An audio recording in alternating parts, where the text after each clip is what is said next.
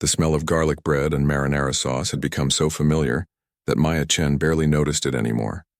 She moved between the tables with practiced efficiency, balancing 3 plates on her left arm while her right hand clutched a pitcher of iced tea. Table 7 needed refills. Table 12 wanted extra parmesan. The couple at table 3 were celebrating their anniversary and needed the check. This was her life now. Had been for the past 8 years. Maya tucked a strand of dark hair behind her ear as she punched orders into the computer system. Her fingers moved quickly across the screen, but there was a slight stiffness in her right wrist that never quite went away. She flexed it unconsciously, a habit she'd developed over the years. The ache was always there, like an old friend she wished would leave her alone. At 32 years old, this wasn't where she thought she'd be. When she was younger, she had big dreams, the kind of dreams that kept you up at night, that made your heart race with possibility. She was going to be a concert pianist. Not just any pianist, but one of the best. She'd practiced 6 hours a day since she was 7 years old. Her mother used to joke that Maya's fingers were married to the piano keys before they were married to anything else. And she was good. Really good. Good enough to get accepted into Juilliard, one of the most prestigious music schools in the world. Good enough to win competitions. Good enough that her professors told her she had a real shot at making it big. But life has a funny way of changing your plans. It happened during her final year at Juilliard. She was preparing for her graduation recital, the performance that would launch her career. Scouts from major concert halls would be there, record label representatives, critics. It was supposed to be her moment. She was practicing Rachmaninoff's Piano Concerto No. 2, one of the most technically demanding pieces in the classical repertoire. Her fingers were flying across the keys during a particularly complex passage when she felt something pop in her wrist. At first, it was just a sharp pain that made her gasp. She thought maybe she'd just strained something. She iced it, took some painkillers, and tried to keep practicing. But the pain got worse, much worse.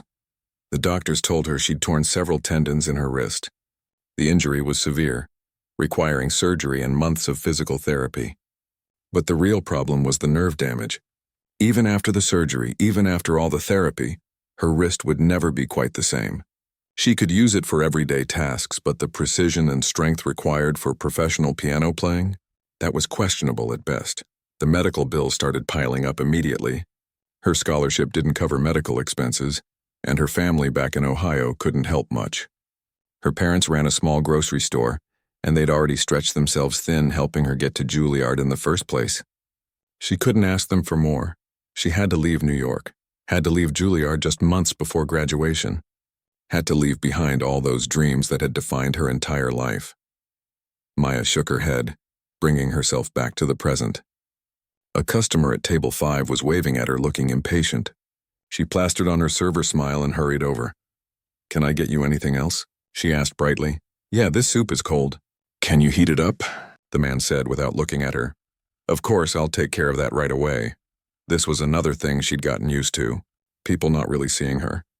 To the customers at Romano's Italian restaurant, she was just the waitress, someone to bring them food and refill their drinks. They had no idea that the woman carrying their chicken parmesan had once performed at Lincoln Center, that she'd played for audiences of thousands, that critics had called her a rising star and a prodigy worth watching. That version of Maya felt like a different person now. Someone from another lifetime. She lived in a tiny studio apartment on the edge of town, the kind of place where the walls were so thin you could hear your neighbor's television, and the heater only worked half the time. Her apartment was so small that her bed was pushed against one wall, and her kitchenette against the other, with barely enough room to walk between them. But squeezed into that tiny space was her most precious possession.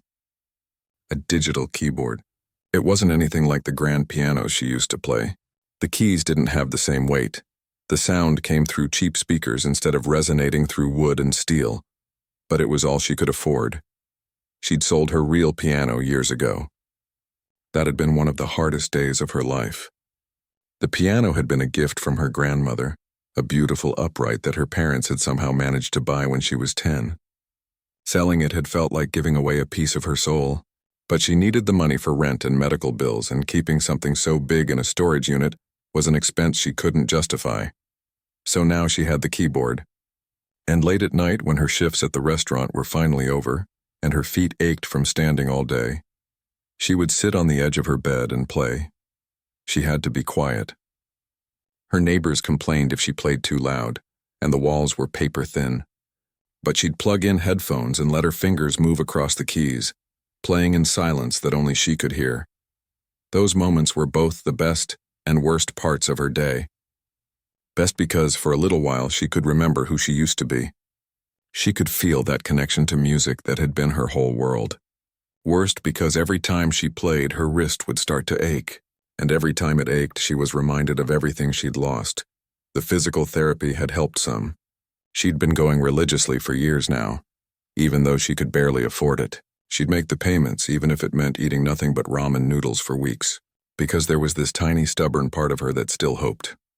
That still believed maybe, somehow, if she kept working at it, her wrist might heal enough to let her play again. Really play. But hope was an expensive thing to maintain, and after 8 years it was getting harder to hold on to. Maya worked double shifts most weeks. She'd serve lunch, take a short break, then come back for the dinner rush.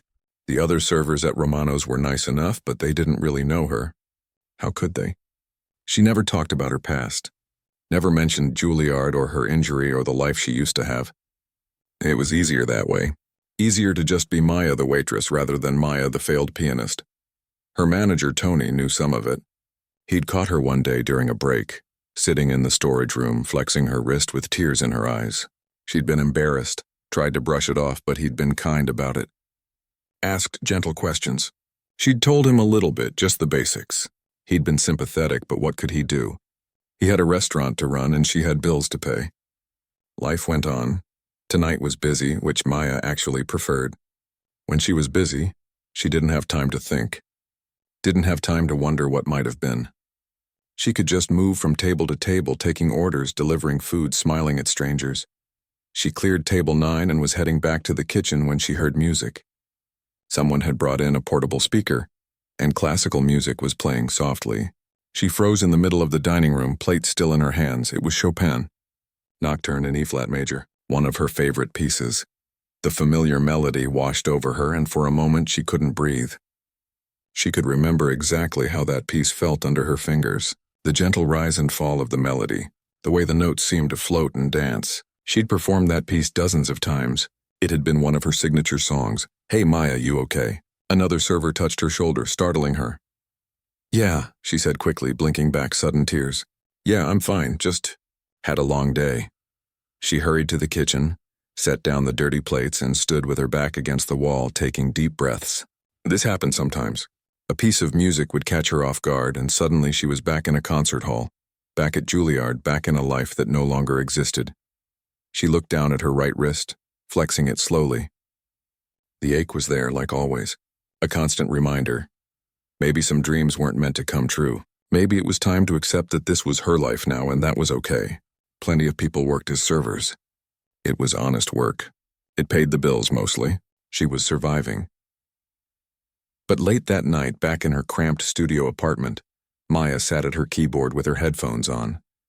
Her wrist throbbed, but she played anyway. Played that Chopin nocturne from memory, her fingers finding the notes in the silence. Tears rolled down her cheeks as she played, but she didn't stop. Because even if no one else could hear it, even if her wrist would never be the same, even if her dreams had died years ago, this was still who she was. She was Maya Chen, and she was a pianist. Friday nights at Romano's were always chaos. The kind of organized chaos where you just had to keep moving and hope you didn't drop anything. Maya had already been on her feet for 6 hours and the dinner rush was in full swing. But tonight was different. Tonight, the restaurant had a special event. The back dining room had been reserved for a retirement party. Not just any retirement party, but one for Mr. Richard Chen, the high school music teacher. No relation to Maya, despite sharing the same last name. But she'd heard people talking about him. Apparently, he'd taught music in this small Ohio town for 35 years. Half the adults in town had been his students at some point. The family had gone all out. They decorated the private dining room with balloons and banners. There were pictures of Mr. Chen with various students over the years, covering 3.5 decades of teaching. They'd even rented an upright piano for the occasion, positioning it in the corner of the room. When Maya first saw that piano being wheeled in earlier that afternoon, Her heart had clenched. She'd made sure to take tables in the main dining room, far away from the party. She didn't need to spend her evening looking at an instrument she could no longer really play. But you can't always avoid what hurts you. Around 7 o'clock, Tony came rushing into the kitchen where Maya was picking up an order. His face was flushed and he looked stressed. "Maya, I need to talk to you," he said, slightly out of breath. "What's wrong?" She grabbed the plates of pasta, ready to deliver them to table 12. The pianist for the Chen party just called. "She's sick. Food poisoning or something. She can't make it." Maya felt a flutter of anxiety in her chest, though she wasn't sure why. This wasn't her problem. "That's too bad. What are they going to do?" Tony ran a hand through his hair. "I don't know. The family is really upset. Apparently, they'd planned this whole surprise performance. The piano was going to be the centerpiece of the evening. Mr. Chen's former students were going to sing, and there were supposed to be these musical tributes." He paused, looking at her with an expression she couldn't quite read. "I told them I might know someone who could help."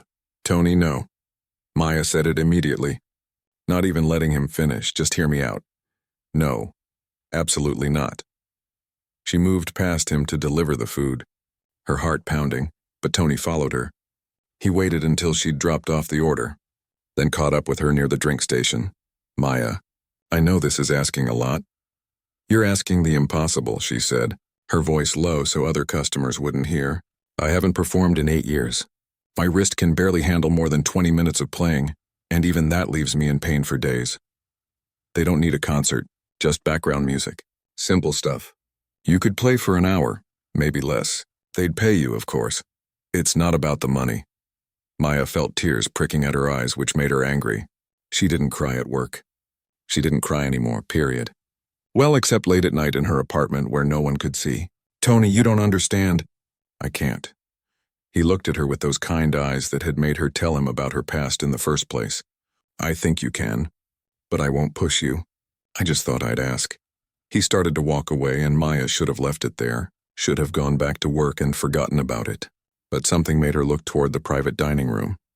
Through the doorway, she could see Mr. Chen's family gathered around him. His daughter was crying, not sad tears, but happy ones. His grandchildren were laughing at something he'd said. And in the corner, that piano sat silent. The family kept glancing at it, their disappointment visible even from a distance. Maya closed her eyes.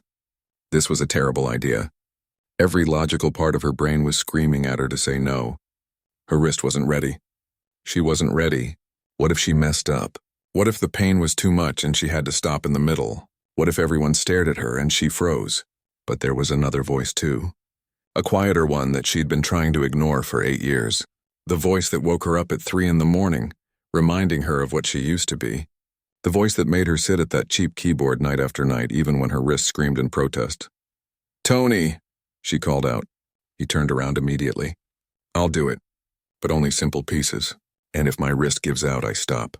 No arguments, his face broke into a relieved smile. "Thank you. Really, thank you." 20 minutes later, Maya found herself standing in front of that upright piano, her hands shaking. She'd told Tony she needed a few minutes to warm up, which was partially true. But mainly she needed time to have a quiet panic attack where no one could see her. The party guests were in the main part of the dining room, waiting for dinner to be served. She had maybe 15 minutes before they'd all come back and expect her to play. She sat down on the bench. The piano wasn't anything special. Probably a rental that had seen better days. Some of the keys stuck a little and it was slightly out of tune. But it was a real piano, with real strings and hammers.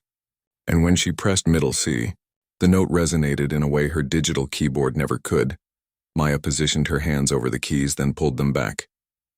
Her right wrist was already aching, and she hadn't even started playing yet. This was a mistake. This was a huge mistake. But then she thought about Mr. Chen. 35 years of teaching music. How many kids had he inspired? How many students had he encouraged even when they wanted to quit? Teachers like that were rare. They deserved to be celebrated. She placed her hands on the keys again. Started with simple scales just to feel out the instrument. The piano responded and muscle memory took over. Her fingers knew what to do even if her confidence didn't. The scales led into arpeggios. The arpeggios led into a simple Mozart piece. Nothing fancy, nothing that would strain her wrist too much. just gentle flowing notes. She was so focused on the music that she didn't hear Tony calling the guests back into the dining room. Didn't notice people starting to file in, taking their seats. She just played, letting her fingers remember what they'd spent 25 years learning. It was Mr. Chen's grandson who noticed her first. A boy of about 7 years old tugged on his grandfather's sleeve. "Grandpa, there's a lady playing piano." Mr. Chen turned and his face lit up. "Oh my, I thought the pianist couldn't make it." His daughter came over, looking confused but pleased. "We found someone at the last minute. One of the restaurant staff, apparently." People were settling into their seats now, and Maya realized with a start that she had an audience. Her hands faltered on the keys, the music stuttering to a stop. This was different from practicing alone in her apartment. Different from the abstract idea of playing background music. These were real people really listening. And suddenly she was that Juilliard student again, preparing for her graduation recital. Feeling the weight of expectations, her wrist throbbed, reminding her why she'd left that world behind. "You can do this," she whispered to herself. "Simple pieces. Background music. No one's expecting a concert." She took a deep breath and started again. Debussy this time. Clair de Lune. It was a popular piece, one that most people would recognize, but it was also gentle enough that it wouldn't push her wrist too hard. The conversations in the room continued. People were eating salads, laughing, sharing stories about Mr. Chen. The music was just a pleasant backdrop, which was exactly what Maya had hoped for. Background music, nothing more. She moved from Clair de Lune into some simple jazz standards, then some classic show tunes that people might recognize. Her wrist was definitely hurting now, a dull ache that was steadily growing sharper, but she could handle it for a little while longer. Dinner was being served. The main courses came out, and the room filled with the smell of Romano's famous lasagna and chicken marsala. Maya kept playing, kept her head down, tried to ignore the growing pain in her wrist. Then someone requested a song. One of Mr. Chen's former students called out, "Can you play something from The Sound of Music?" That was always Mr. Chen's favorite musical. Maya nodded, transitioning into Edelweiss. It was a simple melody, one she could play in her sleep. But as she played, she noticed Mr. Chen's face. He'd stopped eating, stopped talking. He was just listening with this expression of pure contentment. When she finished, he started clapping. Then others joined in. It was just polite applause, the kind you'd give any background musician, but it made something crack open in Maya's chest, something that had been locked away for 8 years. She realized she'd missed this. Not the applause exactly, but the connection. The way music could make people stop and feel something, even if it was just a moment of nostalgia over a show tune from their childhood. Her wrist was really hurting now. She probably had 10, maybe 15 minutes left before she'd have to stop. She should stick to the plan. Keep playing simple, safe pieces. Get through the evening without making a fool of herself, but that voice in her head, the one she'd been ignoring for so long, was getting louder. "When are you going to really play again?" it whispered. "When are you going to stop being afraid?" Maya looked down at her hands on the keys. These hands had once played for thousands of people. These hands had brought audiences to tears with Beethoven and Rachmaninoff.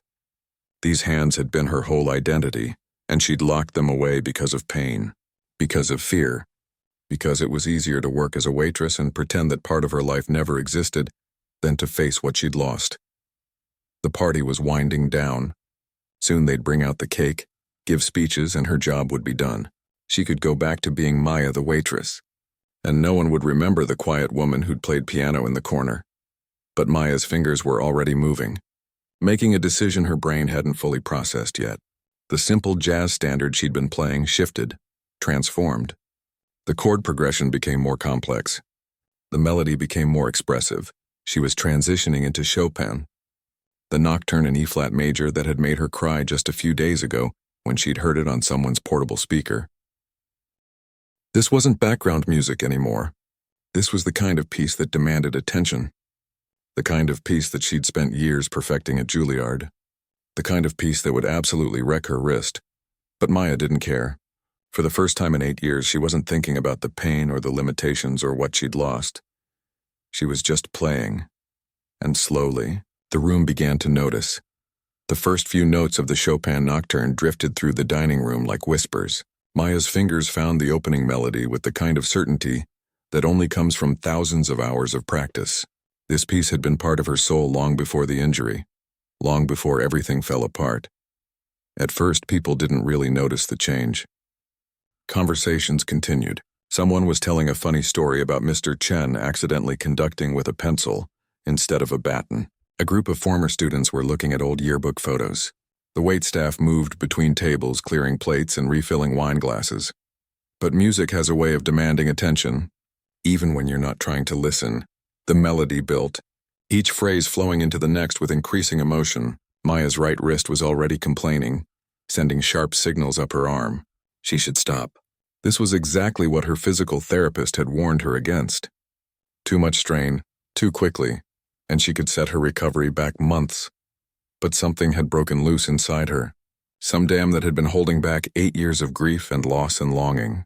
The music poured out of her through her damaged wrist, through the slightly out-of-tune rental piano, and into the room. A woman at table 3 stopped mid-sentence. Her fork paused halfway to her mouth as she turned toward the piano. Then her dinner companion noticed too. One by one, like dominoes falling, people stopped what they were doing and listened. Maya didn't see any of this. Her eyes were closed now, lost in the music. She could feel every note resonating not just through the piano, but through her entire body. This was what she'd been missing. Not the applause or the recognition or the career. Just this. This pure connection between her heart and her hands and the sound filling the air around her. The Nocturne had always been a sad piece, melancholy and beautiful. But the way Maya played it now, it carried the weight of everything she'd been through. Every dream deferred. Every night she'd cried over that cheap keyboard in her apartment. Every time she'd watched other people living the life she was supposed to have. In the kitchen, the chef heard the music and stuck his head out the door. He'd been working at Romano's for 15 years and had never heard anything like this coming from the dining room. One of the line cooks followed him, then another. Soon the entire kitchen staff was standing in the doorway, dish towels in hand, staring at the small woman at the piano. Tony stood near the entrance, frozen. He'd known Maya could play. She'd told him about Juilliard, about her past. But knowing someone studied music and actually hearing them play like this were two completely different things. This wasn't restaurant background music. This was something else entirely. Mr. Chen had tears in his eyes. As a music teacher, he'd heard countless students play over 35 years. Some were talented, some were not, but all of them had been learning. What he was hearing now wasn't a student. This was a master musician, someone who dedicated their entire life to their craft. He leaned over to his daughter and whispered, "Who is this woman?" His daughter shook her head, equally stunned. Tony said she's one of the servers. But I don't understand. Someone who plays like this shouldn't be working here. The Nocturne reached its emotional peak. Maya's hands moved across the keys with increasing intensity, each note precisely placed but full of raw feeling. Her wrist was screaming now, a hot, sharp pain that radiated up her forearm. She knew she was doing damage. Knew she'd probably need to ice it for hours tonight. Knew her physical therapist would be furious if she found out.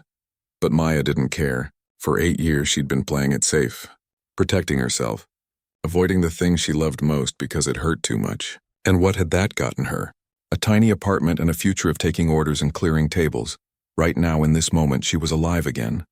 She was herself again. Tears started rolling down Maya's cheeks, but she didn't stop playing. Couldn't stop. The music had taken over and she was just following where it led. The Nocturne's melody twisted and turned, each phrase building on the last, creating this cascade of emotion that filled every corner of the room. A teenage girl at one of the tables started crying too, though she couldn't have said why.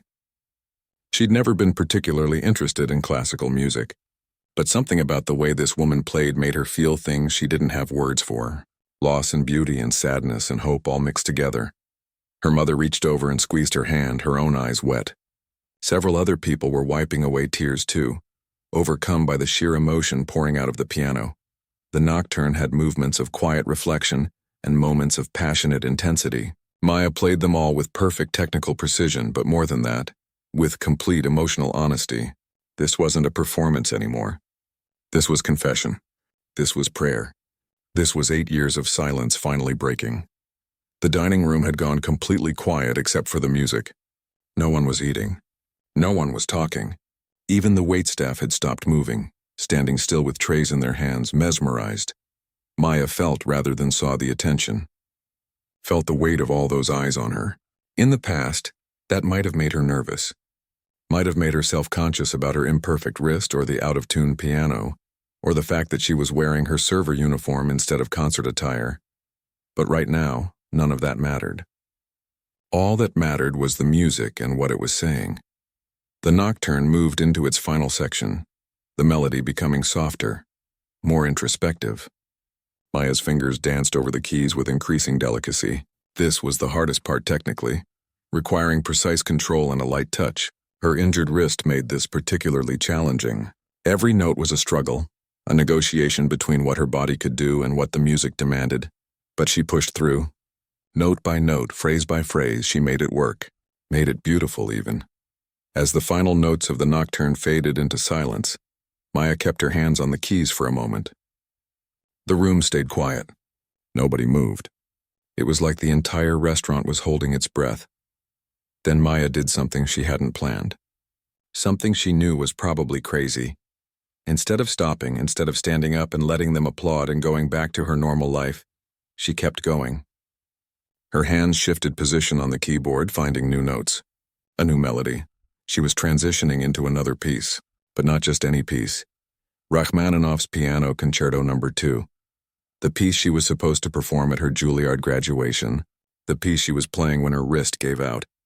The piece that represented everything her life was supposed to be. This was insane. The Rachmaninoff was notoriously difficult. One of the most technically demanding pieces in the classical repertoire. It required strength, endurance, and perfect coordination. Things her injured wrist couldn't reliably provide. But Maya was beyond reason now. Beyond caution. 8 years of pent-up dreams and frustration were flooding out of her.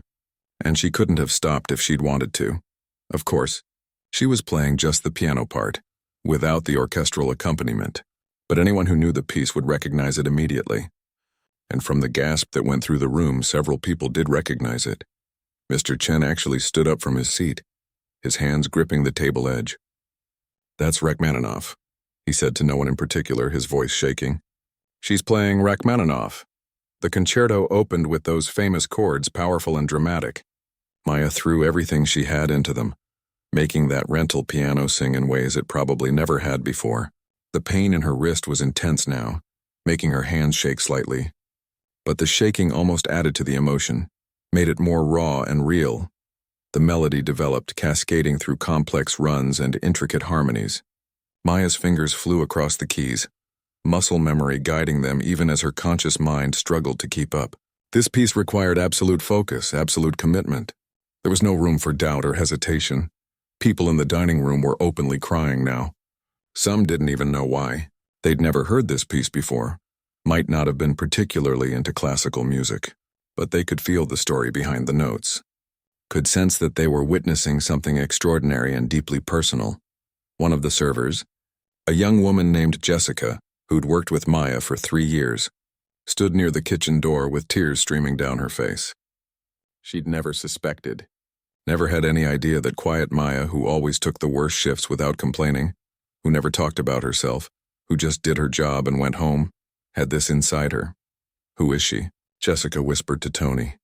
"I don't know," Tony admitted, even though he'd thought he knew at least part of Maya's story. "I don't think any of us really know." The concerto's first movement was long and complex. It told a story through music, moving from passionate declarations to moments of tender introspection. Maya played it all, pouring her entire life into those notes. Every disappointment, every small joy, every night she'd sat at her keyboard wondering what might have been. Her wrist was beyond pain now. It had moved into that territory where your body is screaming at you to stop, but your mind is too determined to listen. She could feel her fingers starting to weaken, the precision getting harder to maintain, but she pushed through because this might be the last time she ever played like this, the last time before the damage became too much to ignore. The music built to a climax, the melody soaring with heartbreaking beauty. Maya's whole body was involved now, swaying with the rhythm, her face a mask of concentration and emotion. Sweat beaded on her forehead despite the air conditioning. And then, right at the peak of the movement, right when the music was at its most intense and demanding, she felt something shift in her wrist. Not a pop this time, not like when she'd first injured it. something different, something that might have been her body giving up, or might have been some final barrier breaking.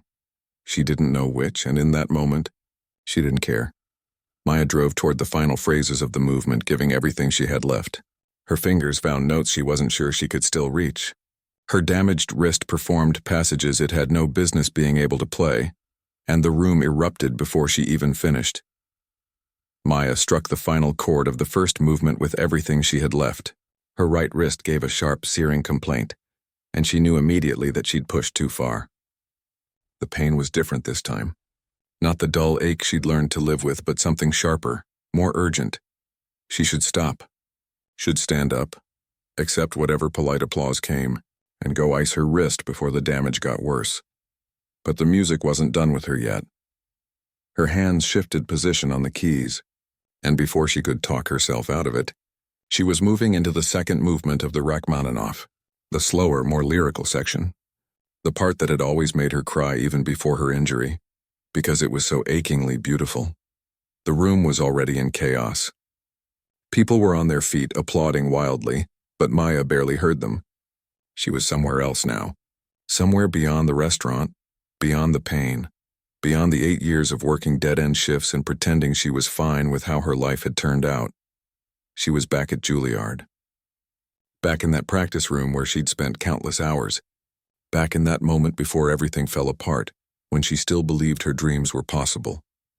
The second movement opened with a simple melody, tender and heartbreaking. Maya's fingers found the notes with the kind of intimacy that only comes from loving a piece of music so deeply it becomes part of you.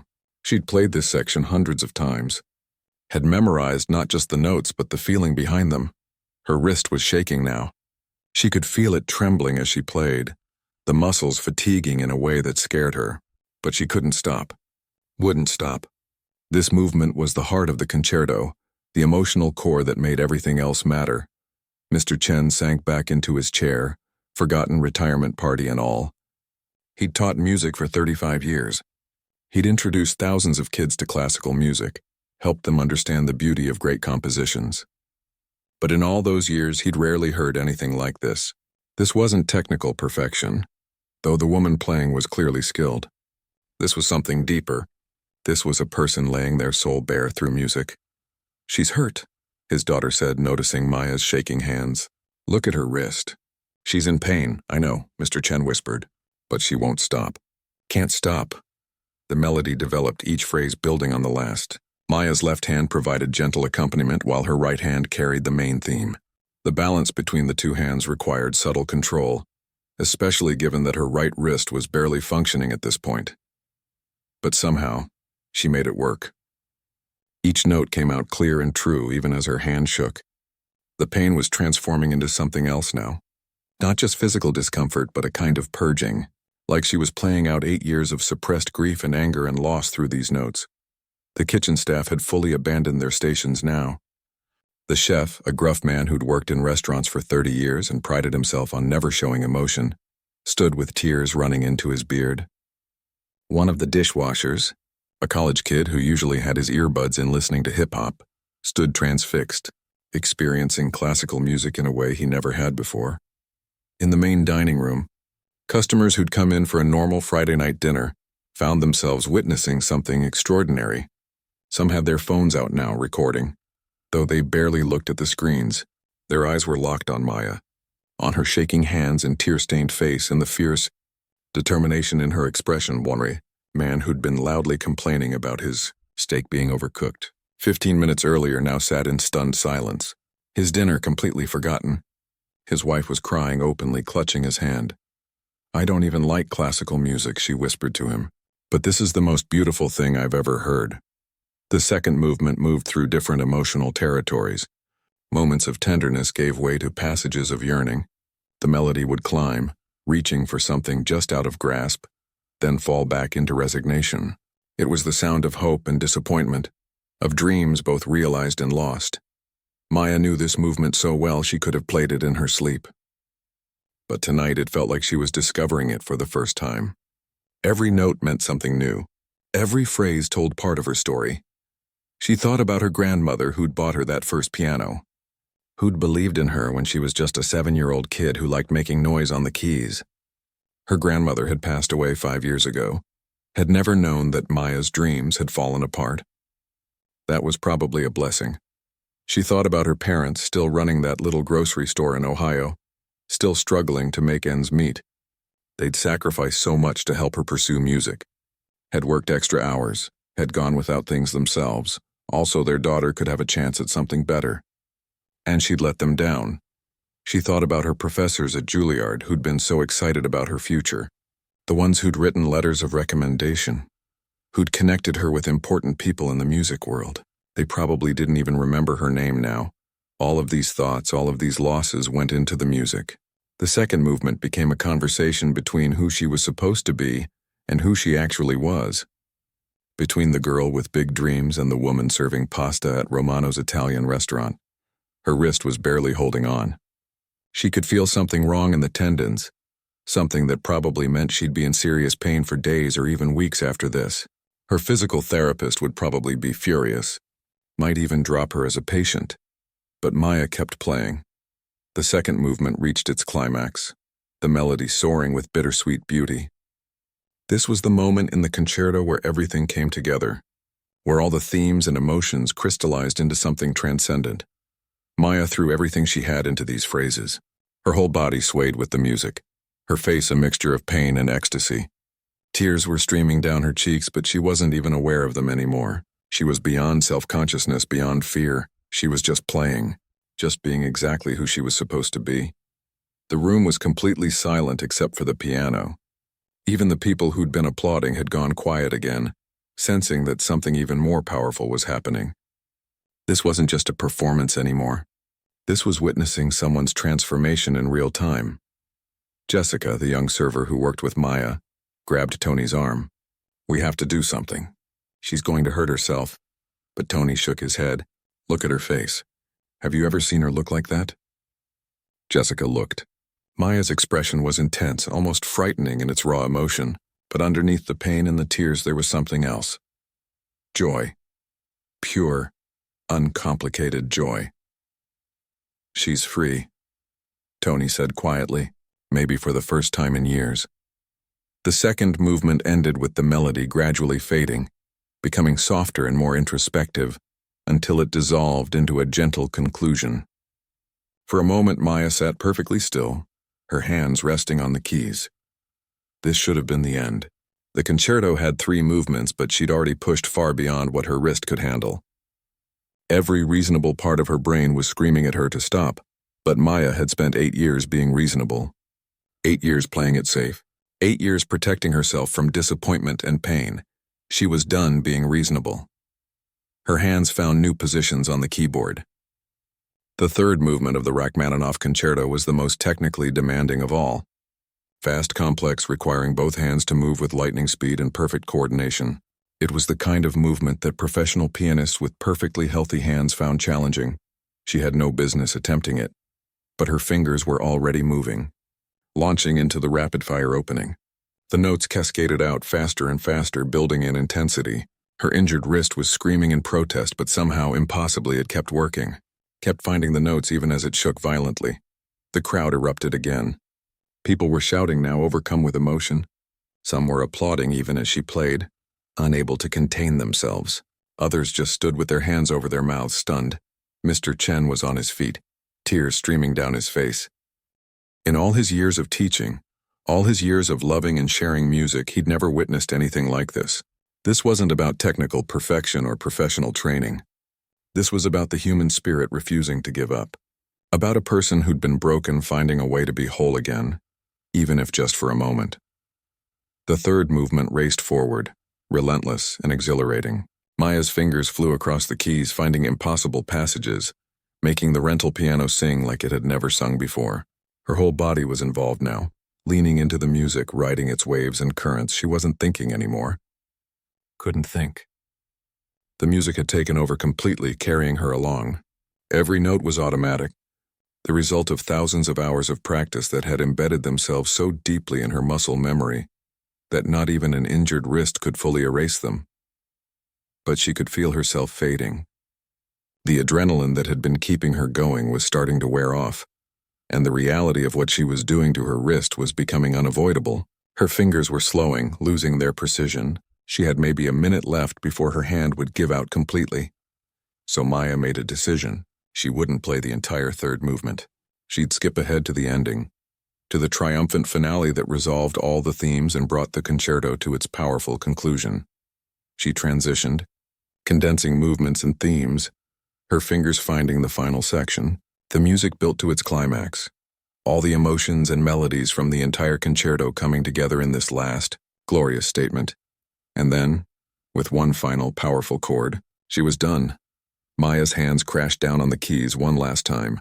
Then she collapsed forward, her forehead resting on the piano. Her right wrist had finally given up, going completely numb. Her whole arm was shaking. She was sobbing now, great heaving sobs that shook her entire body.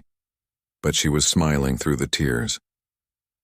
For the first time in 8 years, she felt like herself again. The restaurant exploded. People were on their feet shouting, applauding, crying. The sound was deafening. Some people were filming on their phones, capturing this moment. Others just stood and clapped until their hands hurt, needing to express the overwhelming emotion they felt but had no words for. Mr. Chen walked toward the piano, his own retirement party completely forgotten. He reached Maya and gently put a hand on her shoulder. "Thank you," he said simply. "Thank you for reminding me why I spent my whole life teaching music." Maya looked up at him, her face wet with tears.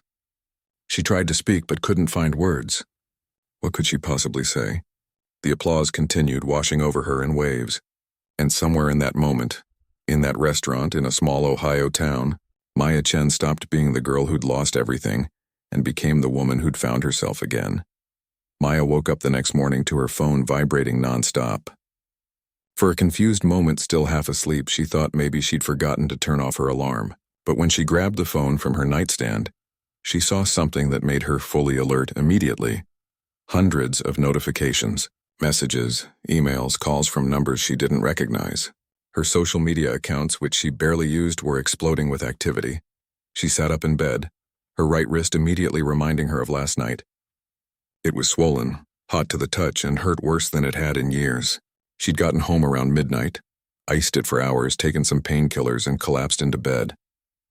But even through the pain, she'd felt something else. Something she hadn't felt in so long she'd almost forgotten what it was like. Peace.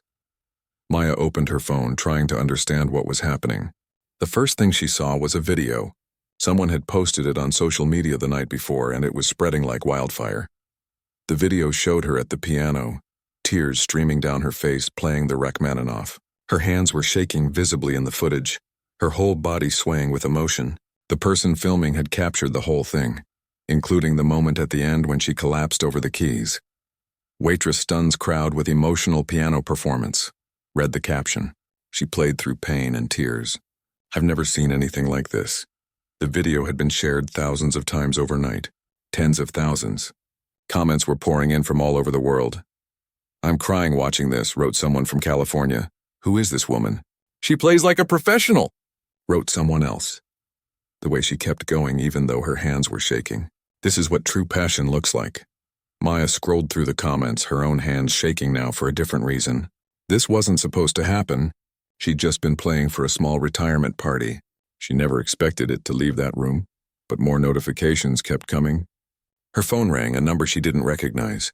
She almost didn't answer, but something made her pick up. "Hello? Is this Maya Chen?" A woman's voice, professional and excited. "Yes, who is this?" "My name is Rebecca Torres. I'm a talent scout for several concert halls in the Midwest. I saw your video last night. I haven't been able to stop thinking about it. I need to know, are you performing anywhere else? Do you have representation?" Maya's mind went blank. No, I'm not performing anywhere. I work at a restaurant. Would you be willing to meet with me? I think we need to talk about your future." After she hung up, there were more calls. A music blogger wanted to interview her. A local news station wanted her to come on their morning show. Someone claiming to be from a record label wanted to discuss opportunities. It was overwhelming. Maya turned off her phone and sat in silence, trying to process what was happening. Her wrist throbbed, a harsh reminder of reality. She couldn't play professionally. One performance had damaged her wrist to the point where she could barely move it this morning. How could she possibly have a career when her body couldn't handle it? But something had shifted last night. Some fundamental truth had revealed itself. She'd spent 8 years protecting herself from pain and disappointment, but in doing so, she'd locked away the only part of herself that really mattered. There was a knock at her door. Maya got up carefully, cradling her injured wrist, and opened it to find Tony standing there with coffee and pastries. "I figured you might need these," he said with a gentle smile. "Can I come in?" She let him in, grateful for his calm presence in the middle of this chaos. "Have you seen?" she asked, gesturing vaguely at her phone. "The whole town's seen. Maya, you're going viral. People are calling the restaurant asking about you. The video's been viewed over 1,000,000 times now." 1,000,000 times. Maya felt lightheaded. She sat down on her bed and Tony took the chair from her small desk. "I got a call this morning," Tony continued, "from Dr. David Reeves. He's a hand surgeon in Cleveland, apparently pretty famous in his field. He saw your video, saw how your wrist was shaking. He wants to examine you. He said if you're willing, he'd do the surgery pro bono." Maya stared at him.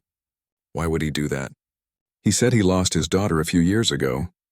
She was a violinist. Watching you play reminded him of her, of why she loved music so much. He said it would be an honor to help you." Tears welled up in Maya's eyes. "Tony, I don't understand what's happening." "You touched people," he said simply. "You showed them something real, something honest. In a world where everything feels fake and calculated, you gave them something genuine. That's rare." Over the next few days, Maya's life became surreal. The video kept spreading, picked up by major news outlets. "Waitress's emotional piano performance moves millions," read one headline. "The most beautiful thing you'll see today," read another. Messages came from everywhere. Former classmates from Juilliard reached out, expressing shock and support. One of her old professors wrote a long email about how he'd always known she was special, how sorry he was that her injury had derailed her career. But the most surprising messages came from regular people. Musicians who'd given up their dreams and found inspiration in her story. Parents who showed the video to their kids to teach them about perseverance. People dealing with their own losses and setbacks who said watching her play gave them hope. A woman from Texas wrote, "I watched you play, and I realized I've been afraid to try again at the thing I love most. Thank you for reminding me that it's worth it even if it hurts." A man from Canada wrote, "I'm a recovering addict. Watching you push through pain to create something beautiful reminded me why I'm fighting to get my life back. You'll never know how much that means."